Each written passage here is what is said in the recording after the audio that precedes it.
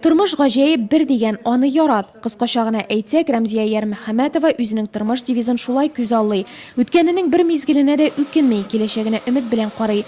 Аксубай универсаль технологияләр техникумын тәмамлаган бухгалтер кыз 2001 елда һөнәрен төптән үзгәртә. Май җитештерү заводына эшкә урнаша. Эш биографиясында соңгы 2 елы Нурлат сөте җәмгыяте белән бәйле. Технолог сөт җитештерүдә төп кеше. Кешенең тормышы сөт белән башлана һәм ул аңа гомере буена кирәк. Юкка гына сөтне сәламәтлек чыганагы дип атамыйлар.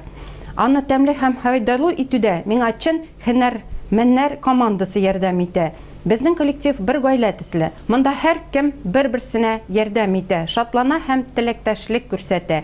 Технолог булу җиңелме? Авырлыкларга карамастан эшебез мөһим, кирәкле һәм кызыклы. Гомуми стажы 19 ел. Яраткан һөнәреннән тыш гаиләсенә дә вакыт табарга тырыша. Тормыш иптәше белән 3 бала тәрбияли. Бәхтемне һөнәремдә таптым дип әйтергә ярата. Үзенең сәләтен күрсәтергә мөмкинлек биргән өчен предприятие җитәкчелегенә рәхмәтле. Рәмзия Илизаровна белән без 2 ел бергә эшлибез. Ул бик таләпчән, уңган, тырыш җитәкче безнең производствоны белеп эшли.